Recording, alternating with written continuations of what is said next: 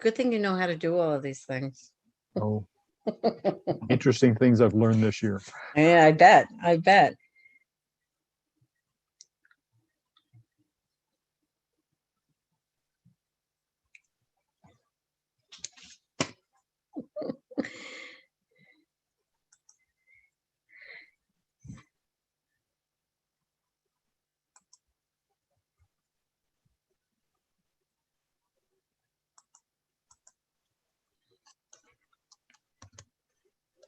All right, Donna.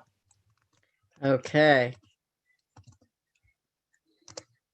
Good afternoon, everybody, and thank you for joining us for the presentation and questions and answers on the New York State graduation requirements for new and old high school counselors. I am your host for this afternoon. My name is Donna Craig. I'm the VP for Secondary Education for NYSCA, and we are proud to present Melissa L. Montague, who's the Associate in Instructional Services for the New York State Education Department Office of Curriculum and Instruction. Thank you. I just wanted to say, if you do have any questions or comments, please post them in the chat because we have a very large group here today. And thank you for all joining us. Okay, sorry, Melissa. No, no problem. Okay. So I'm going to try. Yep, perfect. Okay.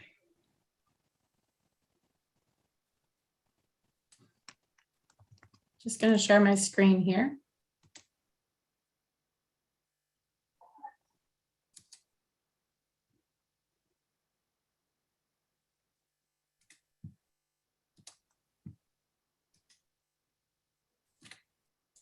So I would like to second Donna's gratitude to you for being here today. Most importantly, I'd like you to thank you for supporting our students and families throughout the state.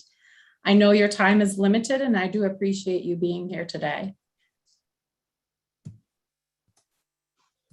My primary goal is to connect with you.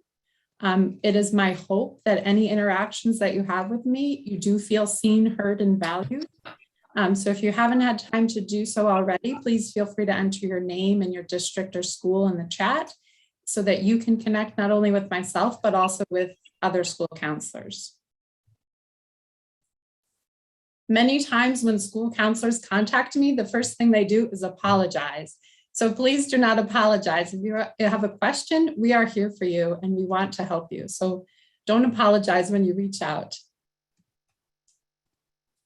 This is just a brief agenda for today. We're going to start with credit requirements and then swing into our diploma requirements, which are essentially the assessment, or diploma types, excuse me, which are essentially the assessment requirements.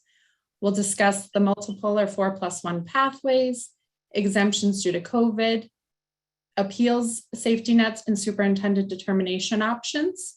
And then we'll discuss the endorsements and seals that students can earn in addition to their diploma. We'll talk about our transfer students, and then we'll conclude with exiting credentials.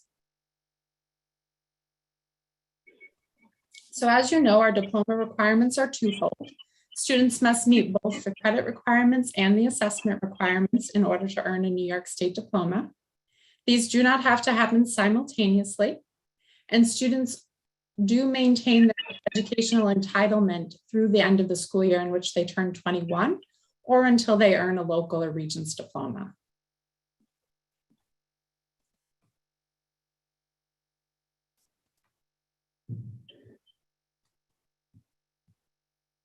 You can see the credit distribution table here on the right. As you know, students do need to earn at least 4 units of credit in English, 4 in social studies, 3 in science and math, and then 1 in world languages and the arts, 2 in physical education, and that's a quarter unit participation and earned credit for each semester they're enrolled in a New York State high school. And then the half unit in health and the 3.5 units of electives. In most disciplines, the courses that students choose, the courses that students take is at the discretion of the student and the courses that are available in their district. But we do have some that are more prescribed. So all students do need that half unit in health And the social studies units of study are prescribed. So students do need the 2 units of credit in global history and geography, 1 unit of credit in US history, and then the half credit in each participation in government and economics. If a student is exempt from the world language requirement per their IEP, they would just need to replace that 1 unit of credit with an elective credit.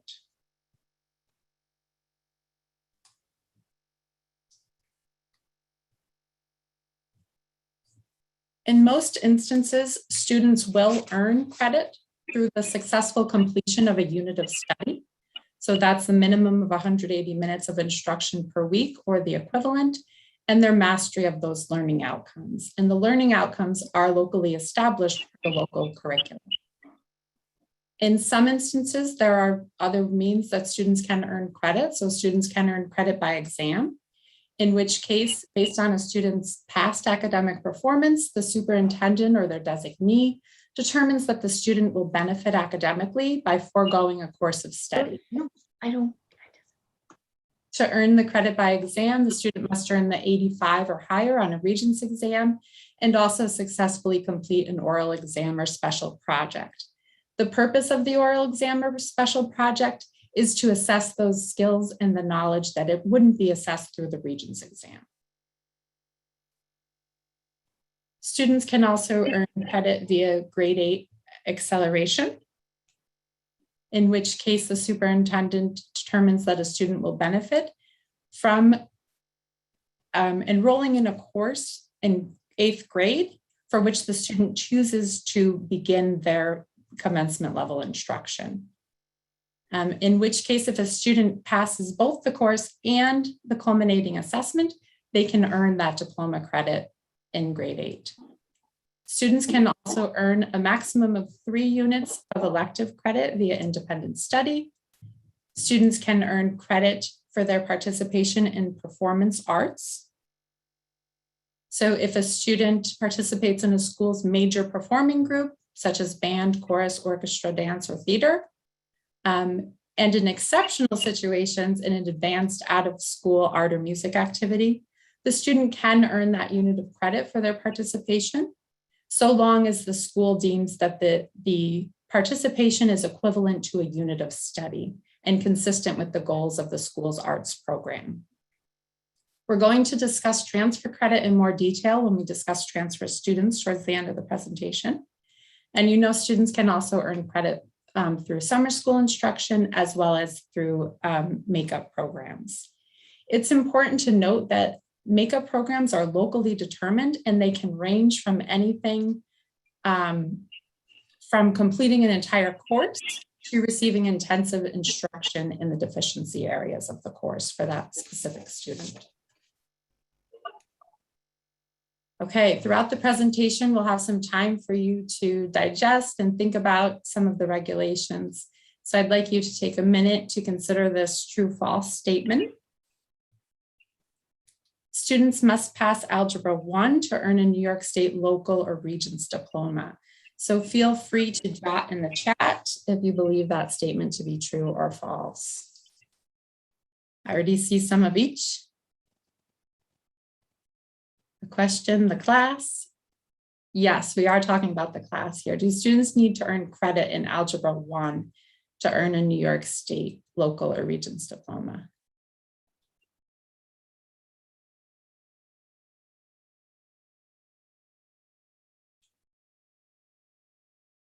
So we definitely have many true, many false. It almost seems about even, I would say. So this is false. Students can use any 3 commencement level mathematics credits to fulfill the math credit requirement. While most students will have Algebra 1 when they earn their diploma, they don't have to have it. It's not a requirement per the state education department.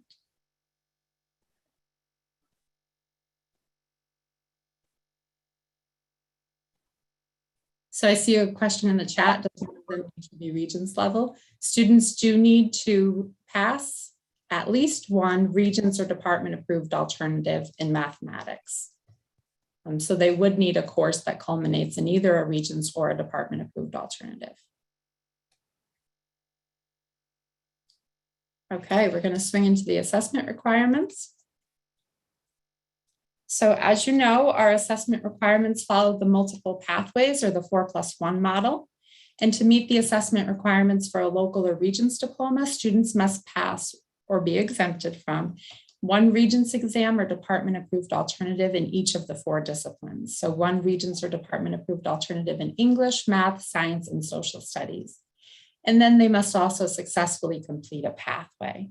We currently have 6 pathway options available to all students, and one pathway option which is being piloted this year, and that's the seal of civic readiness. Some of these pathway options, which you see highlighted in orange and yellow here, require students to pass one additional assessment. So if a student passes an additional Regents exam in social studies, math, or science, they can use that additional Regents to fulfill the pathway requirement. If a student passes an additional department approved alternative in English, social studies, math, or science, they can use that to meet the pathway requirement. And then in yellow, you see our pathway assessments. If a student passes a department approved pathway assessment in the arts, in world languages, or in career development and occupational studies, they can use that passing score to meet that 5th assessment requirement for the local or Regents diploma as well. And then highlighted in green here, you see more programmatic options for the pathway. Those include the CTE pathway, the CDOS pathway, and the newly piloted seal of civic readiness. We'll talk about these in a little more detail. So in order for students to complete the CTE pathway, they must successfully complete a NYSED approved CTE program and earn a passing score on that program's 3-part technical assessment. Our Office of Career and Technical Education maintains a list of current NYSED approved CTE programs. You will receive a copy of these slides, and you'll notice that many of these links are just embedded into the slide.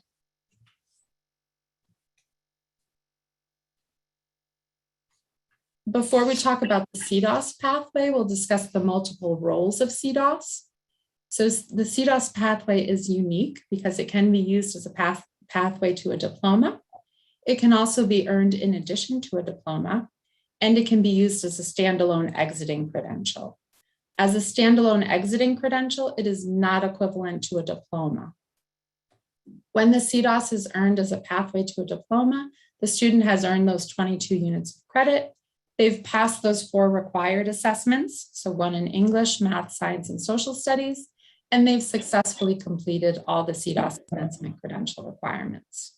So they've used that CDOS commencement credential to meet that 5th assessment requirement as a pathway to their diploma. When it is earned in addition to a diploma, the student is completing another pathway other than the CDOS, but they also successfully complete those CDOS requirements. They can earn the credential in addition to their diploma. And then finally, we also have the CDOS as a standalone exiting credential. In this case, the student has attempted, but for whatever reason, they were not able to complete all the Regents or local diploma requirements, but they did complete the CDOS commencement credential requirements. In this case, the student could earn the CDOS as that exiting credential. So there are 2 options for earning the CDOS commencement credential. This slide highlights option 1. In order to fulfill the requirements for option 1 to earn the CDOS commencement credential, students must have a career plan and an employability profile completed within a year of graduation. They must demonstrate their achievement of the CDOS learning standards through the completion of 216 hours of CTE coursework, which includes a minimum of 54 hours of work-based learning experiences. So all 216 hours could be work-based learning experiences, but at least 54 hours must be. And the graphic on the right just is used to demonstrate that that CTE coursework does not have to be coursework that's part of a NYSED approved CTE program. It can be any coursework in any of the CTE disciplines. So this could be local coursework that a student is completing. For example, a student might have 1 credit in technology and another credit in family and consumer sciences. they can use those 216 hours of CTE coursework to fulfill that requirement, as long as that student has 54 hours of work-based learning experiences and a career plan and employability profile. I'm sorry, an employability profile on file. They would meet the commencement credential requirements to earn that CDOS via option 1. We'll talk about this a little later in some of the resource updates, but the CTE office has updated the work-based learning manual. So I encourage you to take a look at that if you haven't already. And I see Bob has a raised hand, so I'm going to pause. Yeah, I think maybe we should catch up with a couple questions. I've been copying them down. Okay, they go back a little ways. When you were talking about algebra, somebody asked if they passed the Regents but failed the class, what happens? Okay, so if a student passed the Algebra 1 Regents but failed the class, they would maintain that assessment requirement. So they've already met the 1 math assessment required to earn their diploma, but they still need to meet the credit requirement. So they might complete a makeup program to earn that Algebra 1 credit, or they might go on to take geometry. And if they earn that geometry credit and 2 additional mathematics credits, they could still fulfill that requirement without the Algebra 1 course.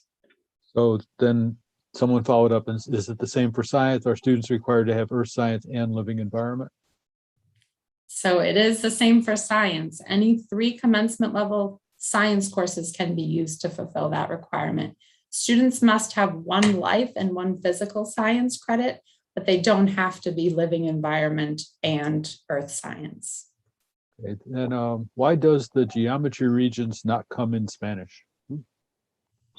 Well, that's a question for our Office of State Assessment. I can reach out for more information on that, but I don't know that answer. Okay. Where is civic readiness being piloted? Is it all districts or just a few piloting? Just a few select schools. I think schools applied to be pilot schools and districts for the Seal of Civic Readiness, and some were approved. You can find a list of those approved schools on the Seal of Civic Readiness webpage. And so they need 5 Regents level courses, not 4? I'm not sure what that means. So it depends on the pathway option that they've selected. So if a student has 4 Regents exams, remember students can also use department approved alternatives. But let's say a student met those 4 disciplinary assessment requirements, 1 in English, math, science, and social studies, using a Regents exam. They probably took that, unless they were using credit by exam, they were enrolled in that course of study that culminated in that Regents exam in order for them to be admitted into the Regents. The assessment requirement doesn't have to be a Regents. It could be a department approved alternative. It could be a pathway exam. It could be successful completion of a CTE program. It could be earning the CDOS. So it really depends on the pathway that the student is choosing. Then there's a bunch of CDOS questions. How do employers recognize the standalone CDOS credential? The employment application only asks that the student has a high school diploma. So if the student earns the CDOS credential, they would not have that high school diploma. When a student earns the CDOS credential, they are leaving with that employability profile to bring that forward to potential employers to show them the skills that they have developed through their high school education, but they don't have that diploma. They would have to share that information forward. How do the WBL guidelines apply to and affect WBL experiences for CDOS? Is offsite WBL only allowed in specific sectors, even when it comes to CDOS or CTE only?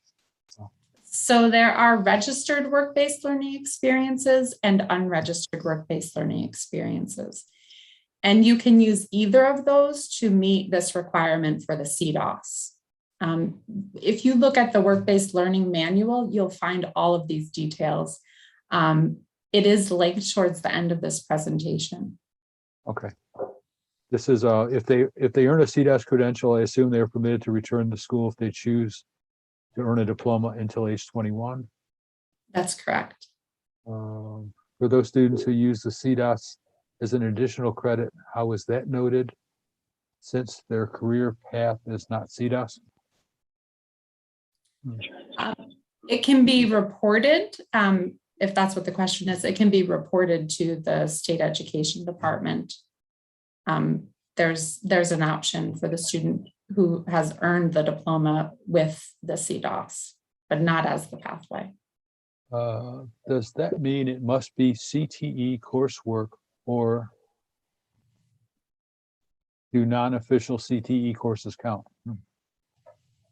Non-official CTE courses count. So the CTE coursework can be any coursework in any of the CTE disciplines. It doesn't have to be part of a registered CTE program. It can be any coursework in the disciplines that you see here on this slide. So a technology course can be used towards the CDOS commencement credential. A business course can be used towards the CDOS commencement credential. A FACS course can be used towards the CDOS. So it doesn't have to be work that's done in a NYSED approved CTE program. These two questions relate. Besides living environment, what is the other life science? And then someone's asked, does forensic count as life science? So the determination of whether a course is a life science course or a physical science course is based on the standards to which that course primarily aligns and the certification of the teacher who's teaching it. So those decisions are locally determined. Students can meet, well, okay, I'm going to hold on. I was going to keep going, but it's going to spoil one of my questions. A little bit. Yeah, there's a lot of questions. How many CTE hours are earned in a half-year CTE course? Is there a specific way to calculate the hours?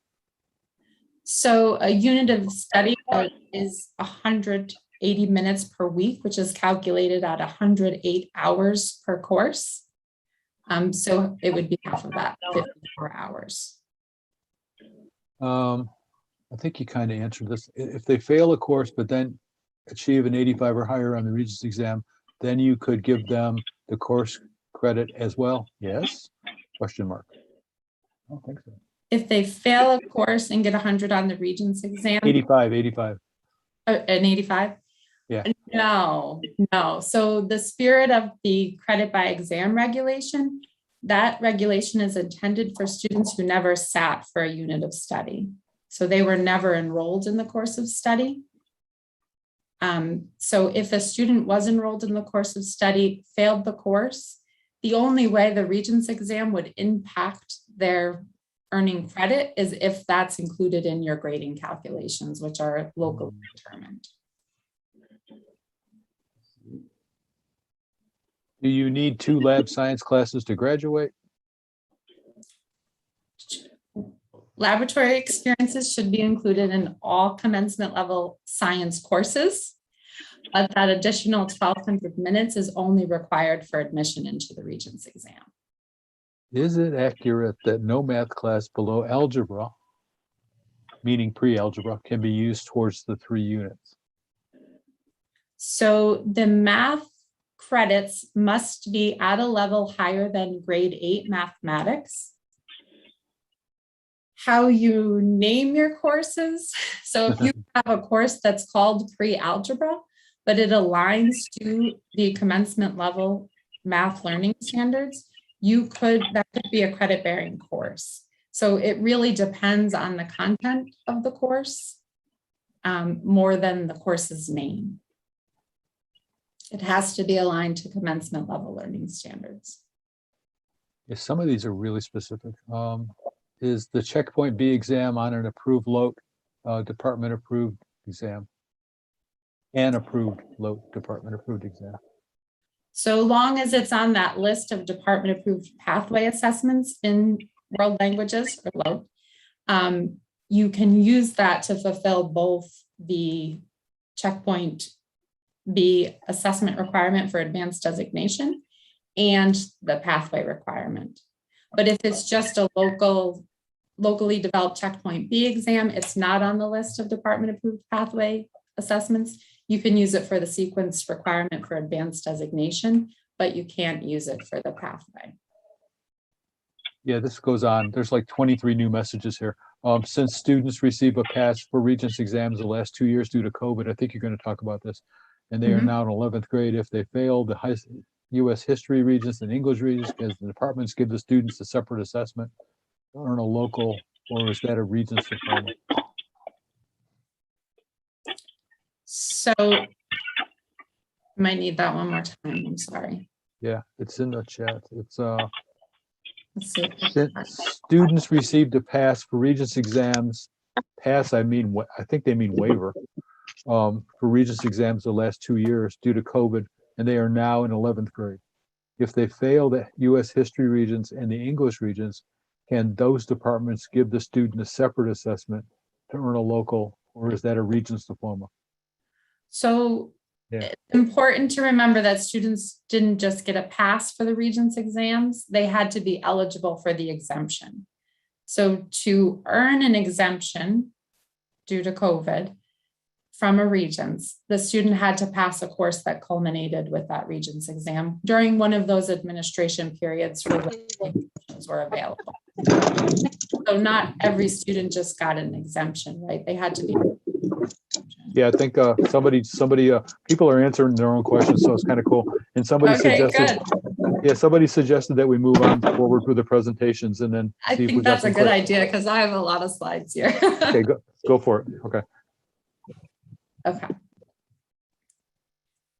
So option 2 for earning the CDOS commencement credential requires students to pass one of the department approved pathway assessments in CDOS, which you see listed here. And they're also linked at the bottom as well. As mentioned, the Seal of Civic Readiness pilot began last month. That list of approved schools is here on the slide as well. In order to earn the seal, students must demonstrate their civic knowledge and civic participation through doing things such as earning credit in social studies courses, demonstrating mastery for proficiency on Regents exams, completing the Civic Readiness Research Project, completing a civics project, completing service learning projects. So you see this is like a menu-based seal, and students can choose from the options that are available to them. We also have the individual arts assessment pathway option, which is forthcoming. We do anticipate this will be piloted in September of 2022, and it will utilize a collection of student work to demonstrate students' growth in the arts over time, as well as their mastery of the New York State Learning Standards for the Arts. And that mastery will be at the high school 2 accomplished level. And beginning in early 2023, all school districts can choose to offer the IAP based on student and community interest and program offerings. And if you're interested in piloting the IAP, you can complete the survey, which is linked at the slide by November 15th. As you know, we do have 3 types of diplomas: the local, the Regents, and the Regents with advanced designation. All 3 diploma types do require students to earn those 22 units of credit, as we saw in the credit distribution table. Students who meet the credit requirements and use appeals, safety nets, or superintendent determination to meet those assessment requirements typically earn a local diploma. Students who meet the credit requirements and earn passing scores on all the required assessments earn a Regents diploma. Students are able to appeal 1 Regents exam score within 5 points of passing and still earn that Regents diploma. And finally, our students who meet the credit requirements and earn passing scores on all required assessments, including 2 additional math and 1 additional science. And now students must have 1 life science assessment and 1 physical science assessment.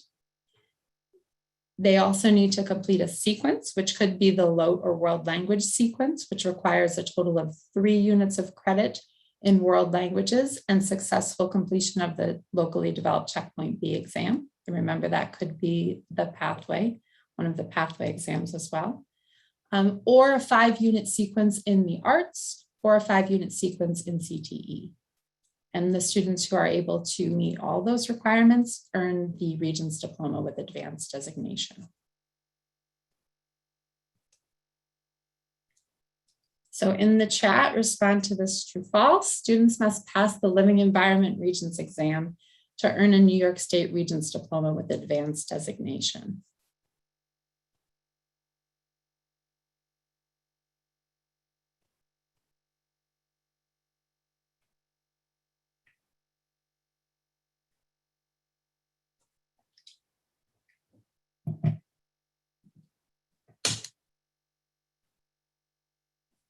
So I see lots of trues, a few falses.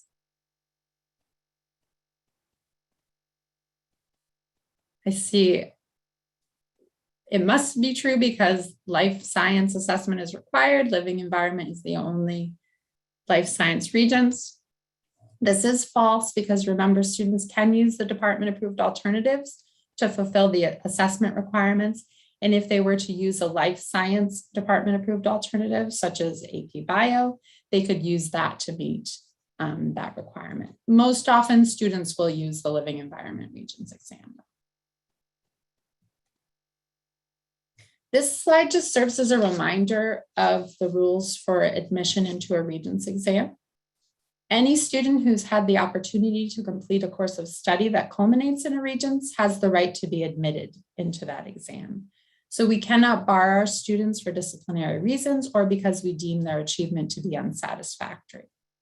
The only exception to that is our science Regents exams where students must also meet the 1200-minute laboratory requirement. And this is a great segue into our exemptions due to COVID, because as you know, during the 2019-2020 and 2020-21 school years, there were waivers for the minutes for the science laboratory requirement. Any student who's completed a course that culminated in a Regents in Science or would have culminated in a Regents in Science during the 1920 or 2021 school year, including the summer sessions, so 2020 and 2021 summer sessions, who was unable to meet that 1200-minute lab requirement due to COVID, continues to be eligible for admission into a future test administration for that specific Regents exam. So if the reason that they're lacking the 1200 minutes, let's say they have 900 out of 1200, and the reason that they missed those 300 minutes was due to COVID, they continue to be eligible for admission. The minutes flexibility has not been extended to this school year, but the Board of Regents has extended the period of time during which the 1200-minute laboratory requirement can be met through a combination of hands-on and virtual experiences. So students can use hands-on, remote, or combination of both experiences to meet that 1200-minute requirement. At this time, there will not be waivers for the school year in terms of the minutes. Okay, we're on to our first student scenario. We have Addison. And Addison failed Earth Science during the 2020-21 school year, but they successfully completed 1,000 hours of satisfactory laboratory experiences. However, they were unable to complete those remaining 200 hours due to COVID scheduling adjustments. Addison did not complete a summer makeup program. So we have 2 questions. Does Addison need to retake the Earth Science course during the 2021-22 school year? And is Addison eligible to sit for the Regents exam in Earth Science in January 2022?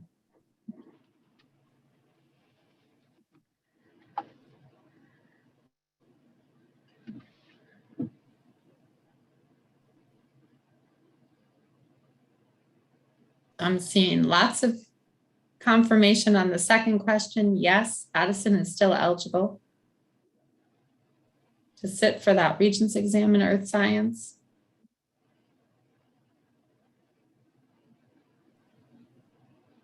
It looks like most people think, yes, she needs to retake that earth science course. Remember, there's nothing requiring Addison to retake the earth science course or to complete a makeup program for earth science. But if the student does need a physical science credit, the school can provide a makeup program for Addison. That would be locally determined and based on what credits the student needs to complete the diploma requirements. Remember that makeup program can be anything from retaking the entire course to that instruction that's really focused on the areas of deficiency for Addison. She doesn't need to make up the last 200 hours because they were waived during the 2021 school year. And because she missed them due to COVID, she does not have to make them up. If Addison was missing those 200 hours due to unsatisfactory lab reports, then in that case, she would have to earn those additional 200 hours. But because she was missing them due to COVID, she doesn't have to worry about making them up. If you locally determine that it's going to benefit Addison to complete some laboratory experiences, you could certainly enroll her in a course or a makeup program to do that.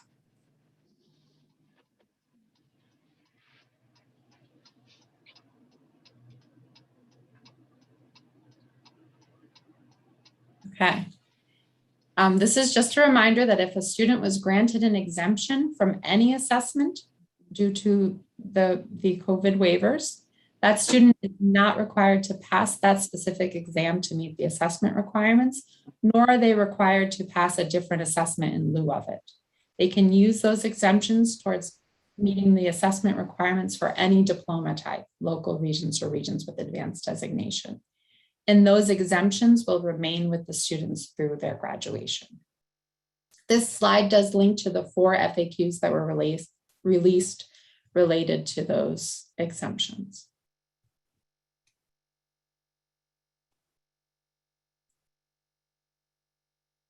So I do see one question that I'll address quickly. Can the credit recovery be given later on and then get the exemption? Since the exemption periods have already passed for earth science, the student wouldn't be eligible at this point. So if they had completed that summer program and earned the credit before the administration or the planned administration of the August readings, they would have been eligible at that time. But right now we don't have any exemptions planned or in place moving forward besides the one that you see here for future administration periods. So she wouldn't be eligible. There's not an exemption she would be eligible for at this point. Okay. As you've hopefully heard, there will not be a Regents exam in U.S. history and government administered during the January 2022 administration period.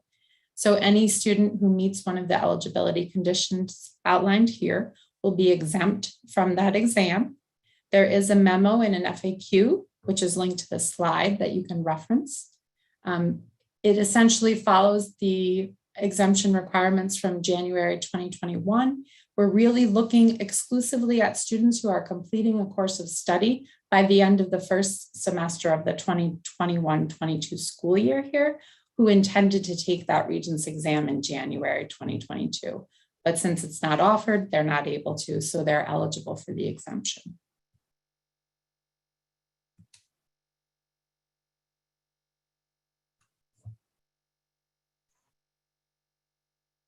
So if a student is eligible to graduate due to an exemption due to COVID, parents do have the right to decline those exemptions. Before they make that decision, they must understand that that decision is irrevocable, and the student won't be eligible to graduate until they meet all the assessment requirements, including the one that the student was previously eligible for an exemption for, but the parent declined. And then we also want to make sure that our parents understand that students are eligible to continue their education through the end of the school year in which they turn 21 or until they earn a local or Regents diploma. Okay, our second student scenario here, we have Hope. Hope has the following score exemption history, and I'd like to know if Hope has met the assessment requirements for a Regents Diploma with advanced designation.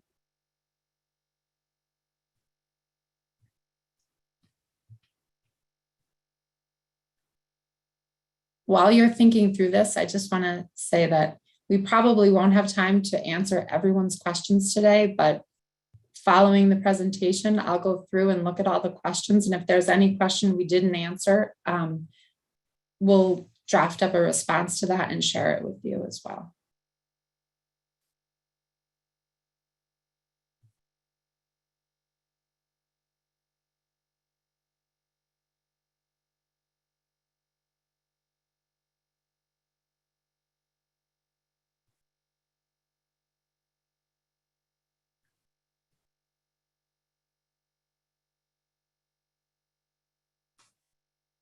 And I see a question still about the earth science. So remember, the exemptions are dependent on students intending to take the Regents during one of those periods for which the exemptions were available, and also earning credit prior to that planned administration date. So if a student hasn't earned credit in earth science yet, they're not eligible for any exemption at this time.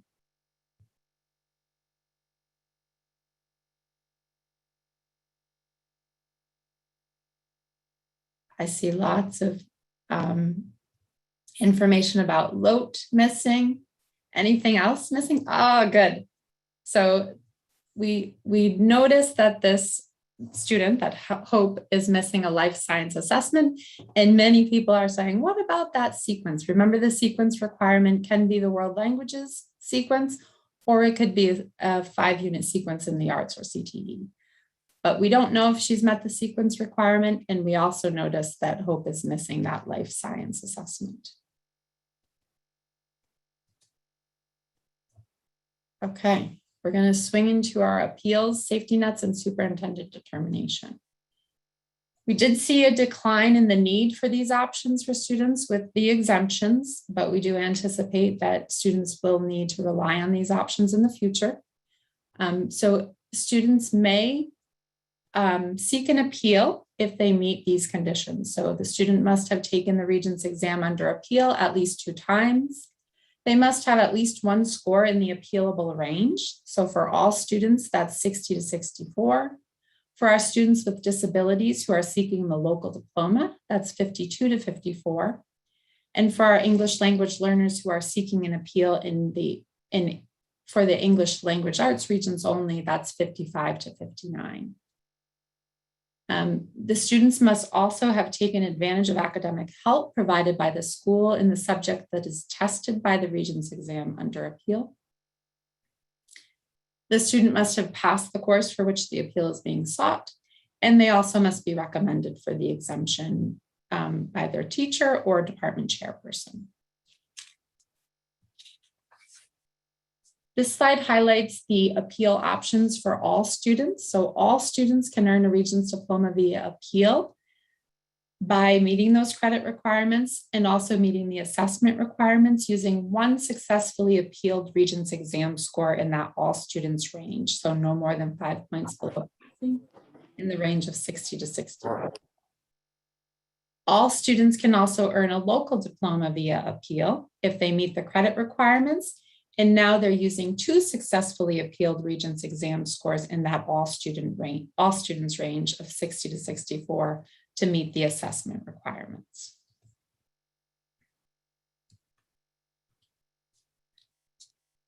Here we're highlighting the local diploma via appeal for our English language learners.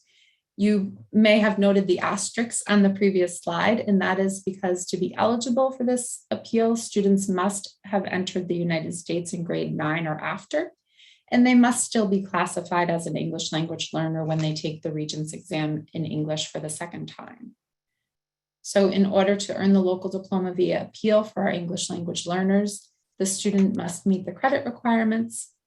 Now they're meeting the assessment requirements using an successfully appealed English language arts Regents exam score in that 55 to 59 range.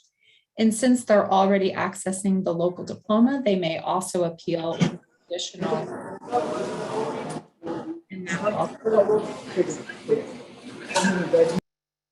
of 60 to 64.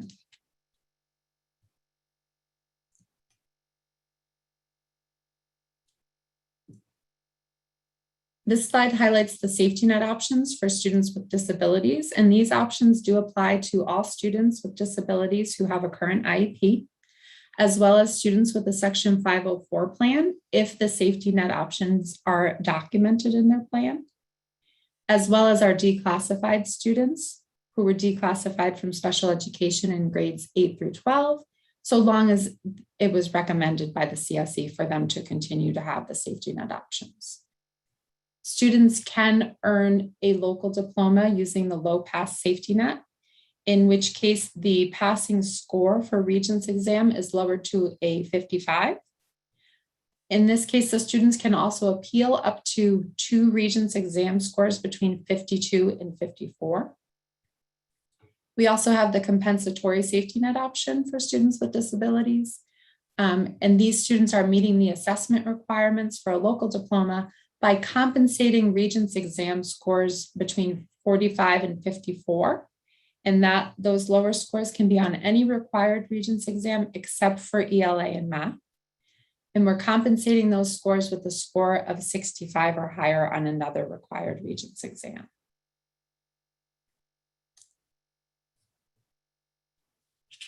So when you're applying the compensatory safety net, you can ask yourself 2 questions.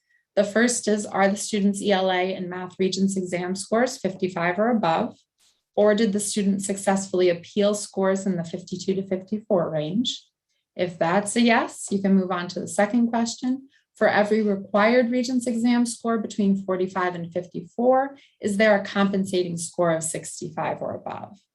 And if the answer to both of those questions is yes, then the student has met the assessment requirements for a local diploma using that compensatory safety net option.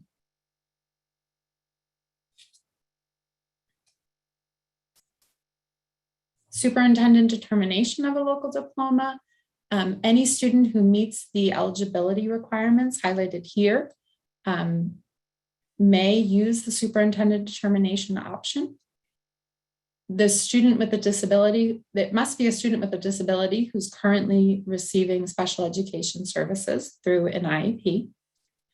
This option is not available for our students with 504 plans or our declassified students. Students must have participated in and passed all the relevant Regents level coursework. They must have actively participated in all the required Regents exams.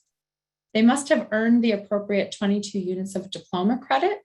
And additionally, if the request involves an English language arts and or math Regents exam score, for which the student is not able to earn an appealable score or a passing score, students must also earn the CDOS commencement credential to be eligible for superintendent determination.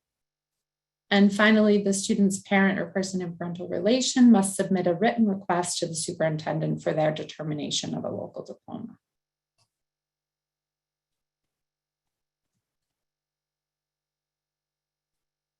Okay, another true false. Students with the current IEP may request a superintendent determination of a local diploma if they have met all the credit requirements, attempted the required Regents exams for graduation, and earned the CDOS commencement credential.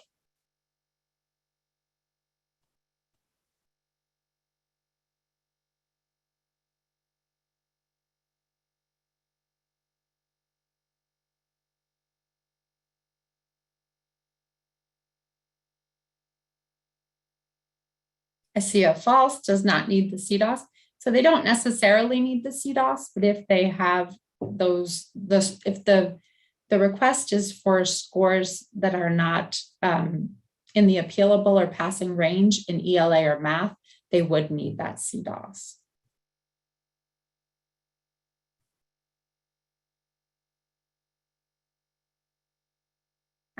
Good.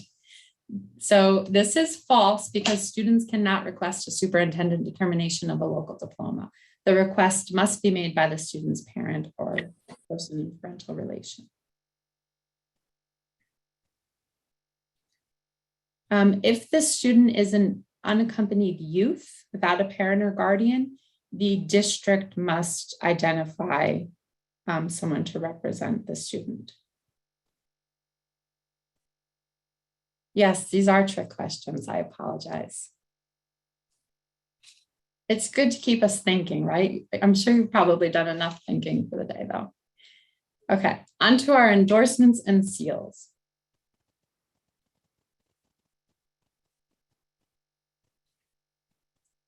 I see a request to review our English language learners. So the local diploma via appeal for English language learners. For students to be eligible for this option, they must have entered the United States in grade 9 or after and be classified as an English language learner when they take the Regents exam in English for the second time. So these students have met the credit requirements, but they need to use that English language learner appeal for the English language arts Regents exam. They've earned a score of 55 to 59. They've taken it twice. They've passed the course.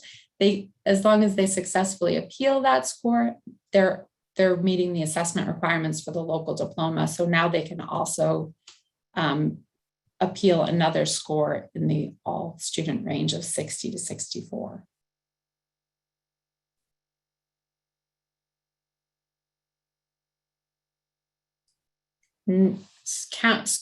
School counselors are not allowed to seek the superintendent determination without the parent. It does have to be in writing from the parent or person in parental relation.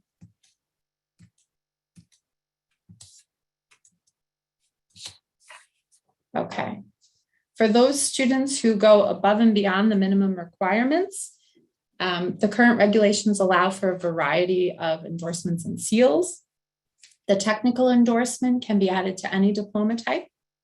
And it is awarded to the students who meet the requirements for that diploma type and also complete a department-approved CTE program and earn a passing score on the 3-part technical assessment. The seal of civic readiness, again being piloted this school year, can be added to any diploma type, and additional information can be referenced on their webpage. The seal of biliteracy can be added to either the Regents diploma or the Regents with advanced designation. And this seal recognizes a high level of proficiency in communication skills in 1 or more languages in addition to English. And the intent for the seal of biliteracy is to encourage the study of languages, identify high school graduates with language and biliteracy skills for employers, provide universities with additional information about applicants seeking admission, prepare our students with 21st century skills, recognize the value of foreign and native language instruction in schools, and affirm the value of diversity in a multilingual society. The honors endorsement can be added to either the Regents diploma or the Regents with advanced designation. And we'll talk about the honors endorsement in just a second here, because the requirements have changed due to the exemptions due to COVID. And the same will be true for the mastery in math or the mastery in science endorsement. So if a student has exemptions due to COVID, the calculation for the honors endorsement is dependent upon the number of scored Regents exams the student has. So if the student has a minimum of 3 scored Regents exams applicable to the diploma type, the exemptions due to COVID are removed from the calculation, and the computed average of the Regents exam scores must equal 90 or above in order for the student to earn the honors endorsement. If the student has fewer than 3 scored Regents exams applicable to the diploma type, the student's final course grade for each exempted Regents exam may be substituted in the calculation for honors. Now the computed average of both the scored Regents exams and the final course grades for those courses for which exemptions were granted must equal 90 or above in order for the student to earn the honors endorsement. We did create this tool for calculating the honors endorsement. It does include a three-step process to clarify the computation. It has examples for both the regions and the regions with advanced designation diploma types. And it does also link out to other resources. This is really intended for students who have more assessments and exemptions than are required for the diploma type to help you to determine which exemptions and earned scores you should be using. You can't round up for the honors endorsement. It is written right in the regulation. It does have to be 90 or above. So we have student scenario 3 here, Leon, and Leon has the following score exemption history. Leon did complete a 5-unit sequence in the arts, and I'd like to know if Leon has earned the honors endorsement.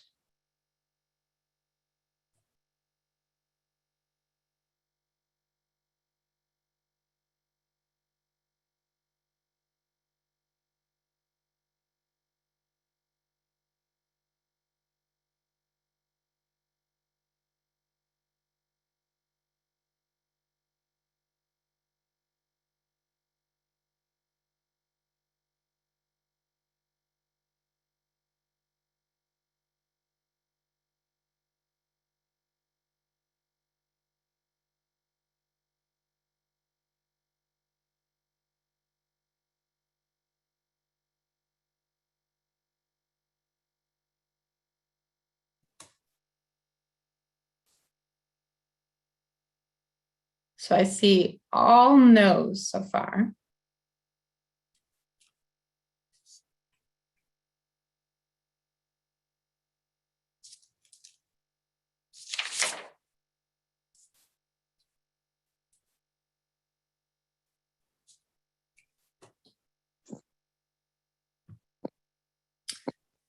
So if we look,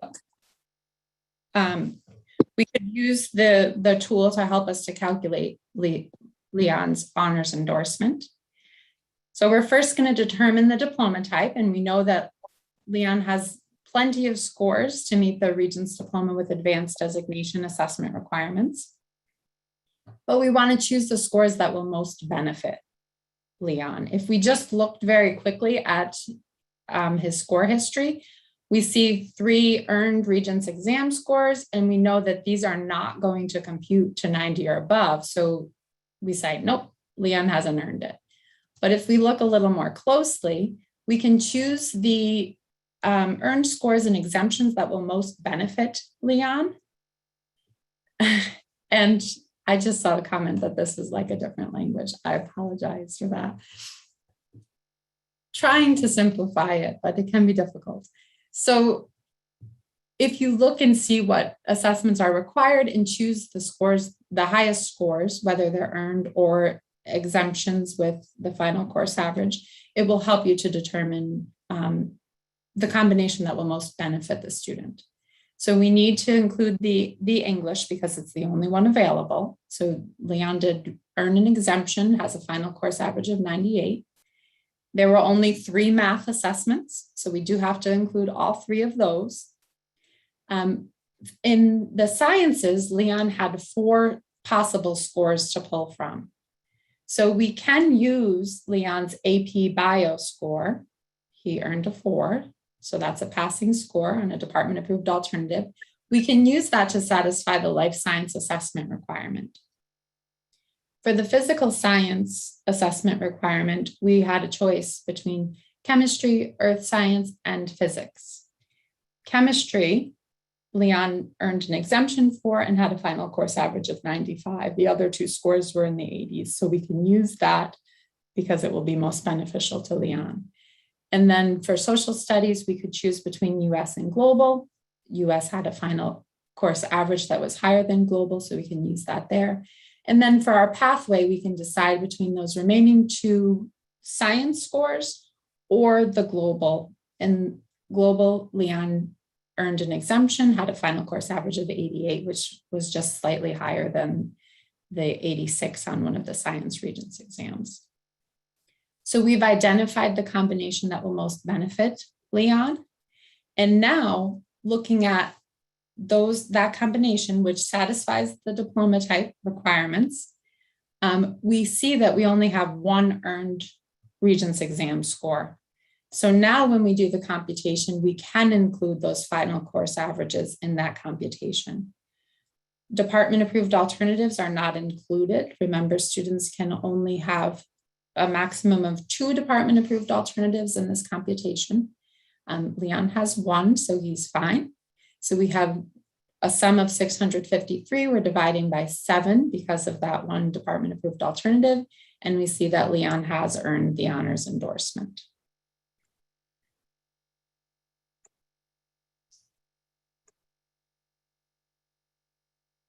You do not necessarily have to use a test score if it's there. You can use the combination of earned scores and exemptions that most benefits the student, but the student does have to meet the assessment requirements. So there have been some cases that have come into the office where the lowest scores were in mathematics, and the student only had 3 mathematics scores, which is usually the case, to pull from. But we did have one example where the student was enrolled in AP Calc. And so long as the student met that assessment requirement, he could use that AP Calc as a department approved alternative. And then he would have been eligible for the honors endorsement. You only have to use the 3 scores if those are the 3 that most benefit the student and still allow them to meet the assessment requirement. If there's no other option, then you just calculate those 3 earned scores.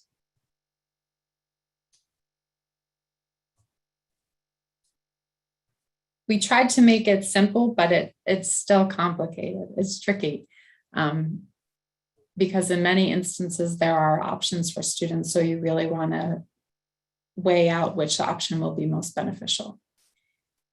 In terms of the mastery endorsement, I did see a question about mastery applied to the Regents diploma.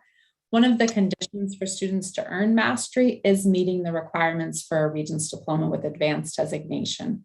So this endorsement cannot be applied to the Regents diploma, only the advanced diploma.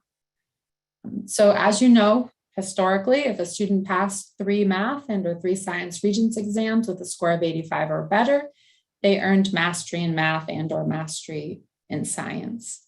In the 2019-2020 school year, we added the second condition due to the first round of exemptions due to COVID, where if a student passed 2 math and or 2 science Regents exams with that score of 85 or better, and was also granted an exemption on a 3rd math or a 3rd science Regents exam, they too can now be granted or can now earn the mastery endorsement. And then last year with the continued exemptions, we passed the amendment for the 3rd condition. So if a student passes 1 math and or 1 or better, and has earned a final course grade 5 or better in 2 additional math and or 2 additional science, which culminated in a Regents exam for which they were granted an exemption, they too have earned the mastery endorsement. These conditions will remain so long as the exemptions influence a student's ability to earn the endorsement.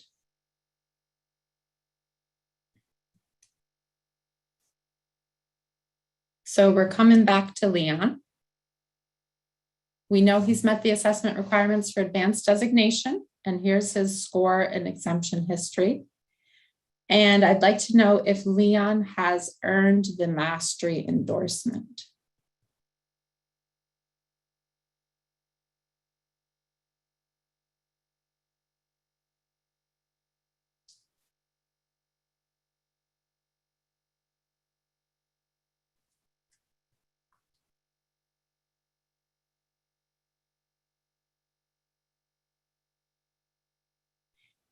In terms of reporting pathways, if a student has fulfilled the humanities pathway, it must be reported. But in terms of calculating these endorsements, you can use the combination which most benefits students. You would still report the humanities pathway, but use the combination that benefits the kids in your calculation.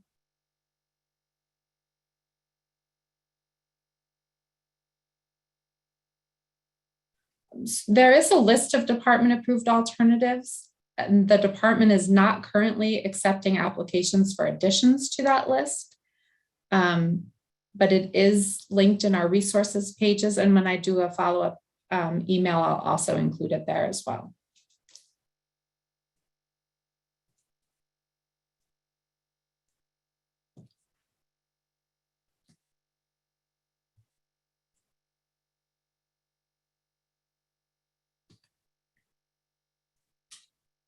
So if we look at Leon's math scores, we notice that he has one earned score 85 or above, 2 exemptions with final course averages above 85. So Leon has earned the mastery endorsement in mathematics. If we look at Leon's science assessment scores, exemptions, we notice that while Leon has his physics score, which is above an 86, and has earned an exemption in chemistry with a final course average of 95, he doesn't have a third Regents exam score of 85 or above, or another exemption with a final course average above an 85. So he has not earned that mastery in science endorsement.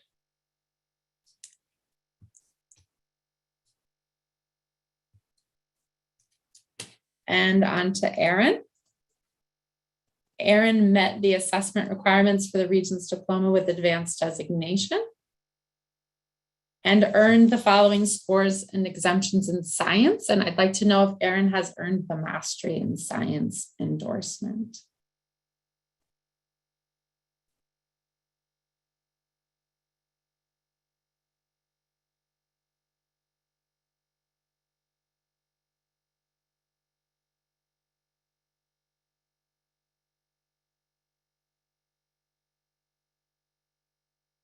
Regents exams are specific to New York State.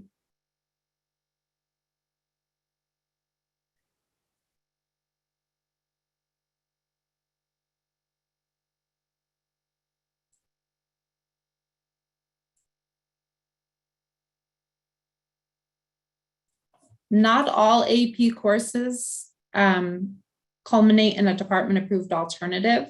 So you would just need to verify that on the list of department-approved alternatives.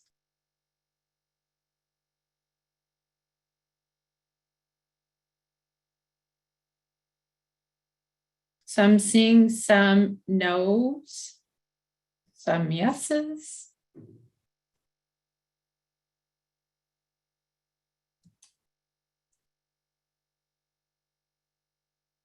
So Erin does need that life science assessment score to meet the requirements for advanced designation. She has passed the living environment regions with an 80. And now to earn the mastery in science endorsement, she needs to meet one of those 3 conditions. So because she has the earned score of 92 on the earth science regions and the 2 exemptions with final course averages of 85 or above, she has earned the mastery in science endorsement. So we don't have to consider the living environment regions exam because she's met the conditions using the other 3. Science provides more options for students because we do have the 4 regions exams in science, whereas in mathematics, there are only the 3.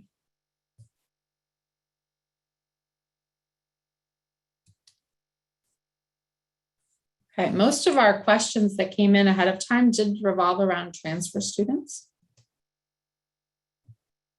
So in terms of awarding transfer credit, if the coursework is completed at a registered New York State high school, the receiving principal shall grant transfer credit for any credit that's awarded by a registered New York State high school, be it public or non-public. So long as it's registered, you must grant that credit. Likewise, if a student is enrolled in an educational program in a residential state agency, so long as the chief administrator of that program attests that the student has successfully completed the coursework, the principal shall award the transfer credit for that coursework as well.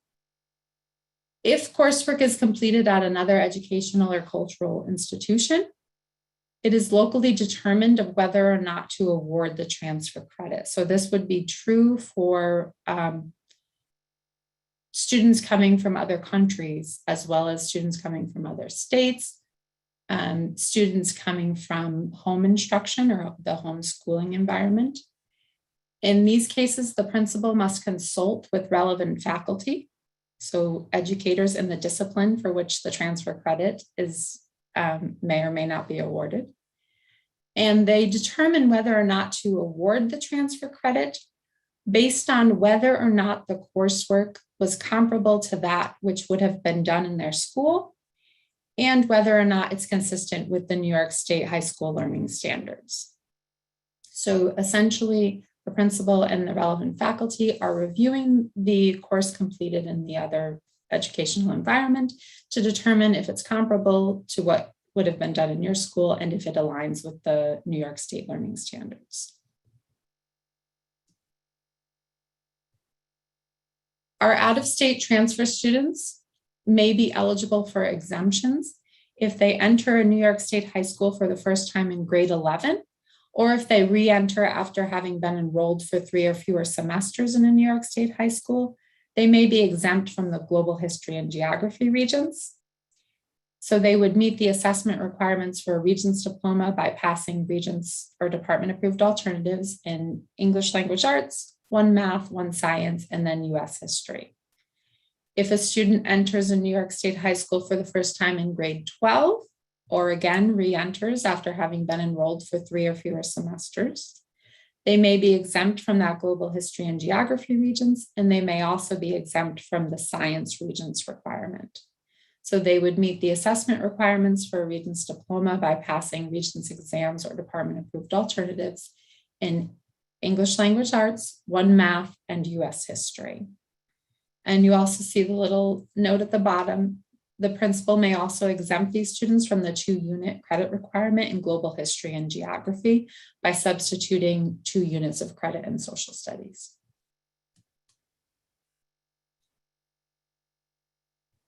This question has been a frequent flyer, and the question is whether or not transfer students are eligible for the Regents exam exemptions due to COVID. So if your high school granted transfer credit for a course that would typically culminate in a Regents exam in your school, and the student intended to take it during one of the administration periods for which the exemptions were offered. So for all Regents exams, that would be June 2020, August 2020, January 2021, June 2021, and August 2021. And for the US History and Government Regents exam only, that will be January 2022 as well. You see an example here where the student has transferred to a New York State high school in July from a private New York State high school that didn't administer the Regents exams.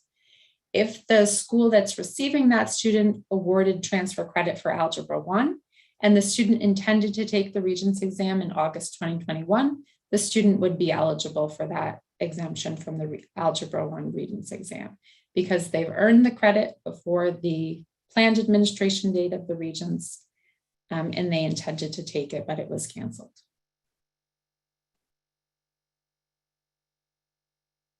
More information about transfers that arrived this fall.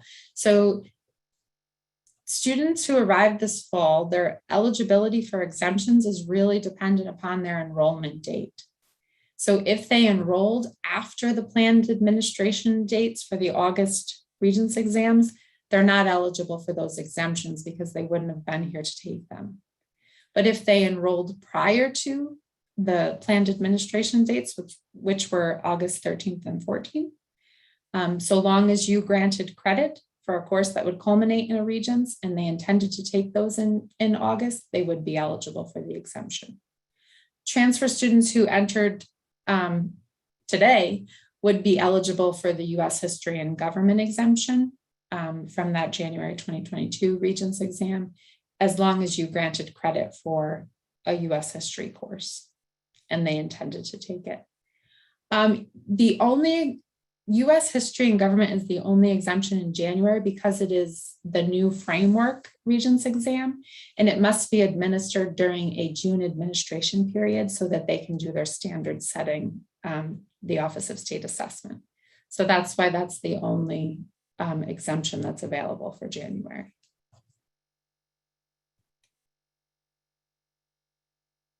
And this does highlight that our transfer students and the US history and government exemption for January 2022.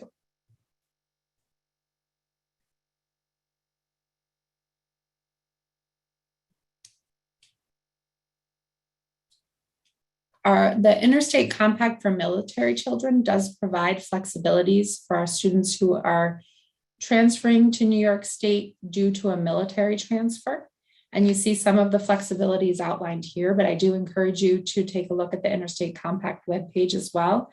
It does include an FAQ. It does include resources to support the communication between the sending school and the receiving school. We have also started an initiative, as April is the month of the military child. So we're collecting stories around that as well. Something to keep in mind for April.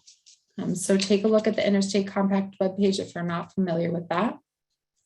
Our transitioning military students covered under the Interstate Compact can use additional flexibilities to meet the assessment requirements. So long as the principal from the sending school attests to the student's satisfactory progress on these assessments, you can use that attestation along with the earned score in lieu of a Regents exam for these students to meet the assessment requirements. So that includes exit or end of course exams that are required for graduation in the sending state, as well as national norm referenced achievement tests and end of course local exams.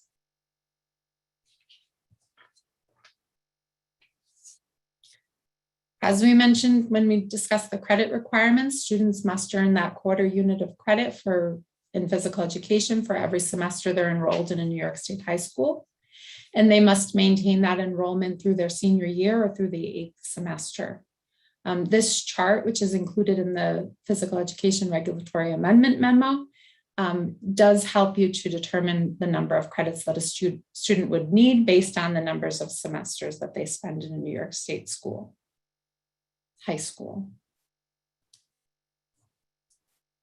So we have a student scenario, Jefferson. Jefferson received home instruction or homeschooling during the 2020-21 school year.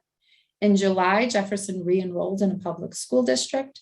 The receiving high school granted credit for Algebra 1. Can the high school also grant the exemption from the Algebra 1 Regents?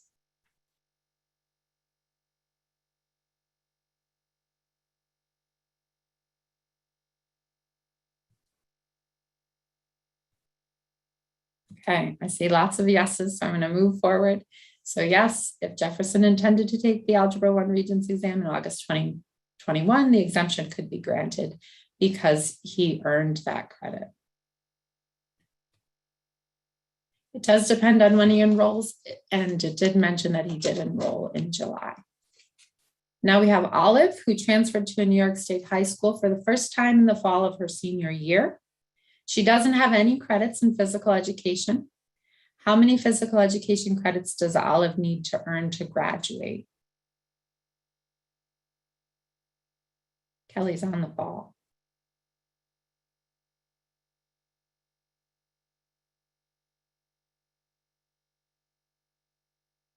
I see a range from a half to 2. So if we come back to our chart, so since she'll only spend 2 semesters in a New York State high school, she does need the quarter credit for both semesters, which would be a total of 1/2 credits in physical education. Physical education is the only discipline that may reduce a student's number of credits. So if a student like Olive transferred from another state and had less physical education credits required, they might graduate, like in Olive's case, she might graduate with just this 1/2 credit in phys ed. So she might graduate with 1.5 credits less than her peers.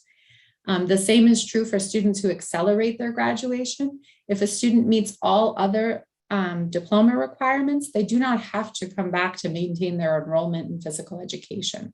So they might graduate with fewer than 22 units of credit because they've already met the assessment the diploma requirements. They've accelerated their graduation. They don't need to come back just to earn those quarter credits for those semesters. Yeah, those are the only two instances where students can have less than the 22 units of credit. Do note that local school districts can require diploma requirements above and beyond those established by the state.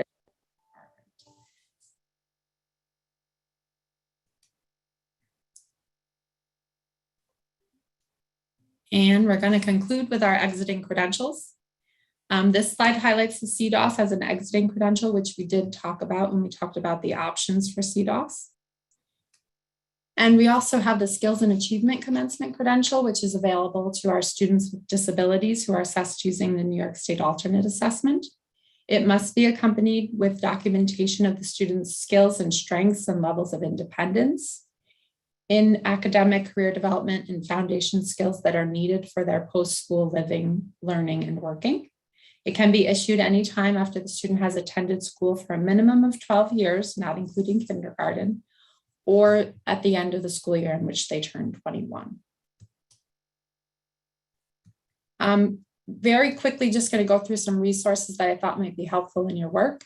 The Office of State Assessment did release the region's exam schedules.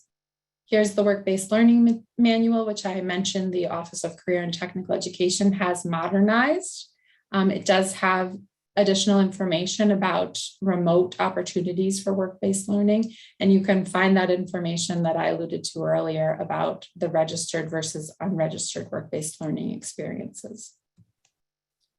We did update both of the most frequently used diploma requirement resources. So that's the chart that you see on the left here. That's just a 2-page or 1-page if you print it front and back resource. It has the credit requirements on the front, notes about pathways, appeals, endorsements, world language exemptions for students with an IP, superintendent determination option, exemptions due to COVID. Both of these resources have been updated to include information about the seal of civic readiness, as well as family resources, which you'll see in a minute here. On the back of that 1 or 2-pager, you'll see all the assessment requirements as well. And then on the right, you see more of a narrative summary of the diploma requirements. This is great for families who just want to see a specific diploma type and what are the specific requirements for that diploma type. The SIRS 340 and 341, this is a level 2 report, which can be accessed through your local data person. It does summarize the assessment requirements, so just the exam requirements that a student has met or has attempted, and it will project a diploma type for you, for your students. This is not prescriptive. It is meant for informational purposes only and could never replace your expertise as a school counselor, but it is available if it's something that will support you. Here's our resources for students and families. We created this toolkit with the intention of providing additional information for students and families around the New York State diploma requirements. So there are 3 flyers. One is the general requirements, the second is additional options, and the third is understanding exemptions due to COVID. This toolkit also includes a tracking tool where students and families can insert the diploma requirements that they've met so far, and they can have a nice visual for those that they still need to meet. And then finally, we have the presentation materials, which include a slide deck as well as step-by-step instructions, if you'd like to use them, to facilitate a meeting or a workshop for students and families to teach them the New York State diploma requirements. We do encourage you to add slides to teach about your local diploma requirements as well. Yes, great. I'm glad you asked that question. These are available in the top 10 languages spoken by our multilingual families. It took us a while to get those translations, but they are now available. and can be accessed on that Family Resources webpage. We just this fall updated the Diploma and Graduation Resources webpage. It does include a What's New section, which has pertinent information specific to this school year. And then you'll also notice a COVID-19 guidance section where I pulled any of the guidance that pertain to diploma requirements. Hopefully more of a one-stop shop for you to find all the memos around grad requirements. As you may have heard on today's Regents meeting, during today's Regents meeting, the Grad Measures Review Initiative has been continuing. We did need to postpone the regional meetings. There were 19 regional meetings held in winter of 2020, and we anticipate those will be restarting in December of 2021. And the goal is for the Board of Regents to reaffirm what it means to obtain a diploma in New York State and to ensure that that diploma signifies educational excellence and equity for all students in the state. You can keep informed on this initiative by looking at the website. You can also subscribe to updates direct to your email. If you haven't signed up for our content area notification service, I encourage you to do so. You can sign up for one or all of these content areas and you'll get information directly from our office, the Office of Curriculum and Instruction, to your email inbox. So we do have school counselors as an option. So you'll get anything pertaining to the diploma requirements. It'll come right to your inbox for you. Okay, I apologize. I know we didn't get to all of your questions, but I can stick around if people want to continue to ask, or I know it's almost time. So, Bob, what do you think? I have a question. Okay. Okay, hi. This is off topic real quick. How can I get a copy of my attendance? And I wasn't able to sign in because they threw us out of the building. They said, you gotta go. And so I'm on my phone now. How can I get a top copy of my attendance? Whoever that is on the phone, you can just email me and I'll make sure. Put your phone number, because don't tell me because I'll forget. Go ahead. Yeah, no, I see when we get I can't talk. When we get the reports of who attended the meeting, I see phone numbers, but I can't tell who they are. So if you email me your phone number, I can tell who you are and I'll do the attendance. So in terms of materials, there's a lot of questions about when are we going to get this stuff. As soon as I get it from Melissa, I usually send it out within about 48 hours of whenever we have the meeting, and I'll send a copy of the chats, a copy of a link to the recording, as well as the PowerPoint. And the PowerPoint's got a million links in it. And then those who attended the meeting will get a certificate of attendance. And that was the reason that we had y'all register, so that we could do this, so that we could send that stuff to you. So we have your emails and such. Again, the only exception is, as Robin said, if you called in on a phone, I can't tell who the phone number was, but we can figure that out. That's easy. And I think that Melissa is going to take any questions that were left over in the chats and send me some answers. We can send those out to y'all too. Yes. Okay, cool. And I saw a question. Can you add Yeah. I'll add any of the questions that were asked. Oh, cool. Okay. So I just wanted to do a little commercial announcement. If you enjoyed what you saw today, we have some upcoming PDs. There's a Champ Camp Express. We're shouting that. There's 5 Champ Camps that are going to be like every other month this year. The first one is next week on Monday. We're doing a meeting for elementary counselors next Thursday, and then our conference is coming up in 2.5 weeks at Turning Stone. You can still register. Our calendar is up to date on our website with all kinds of registration information. So if you need that, that's where it is. Donna, do you want to finish up with anything?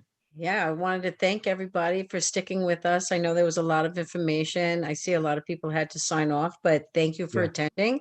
And if you have any questions about future PDs that you may want to have, just let me know and we'll try to make it happen. Thank you. Thank you. Thank you, Melissa. Thank you, Great job. Melissa. Yeah, Absolutely. information. Thank you all. And don't hesitate to reach out with questions. oh, we Thank will. you so much. Thank you. Thank you. Thank you. Thank you. Have a good night, everybody. You too. Thank you.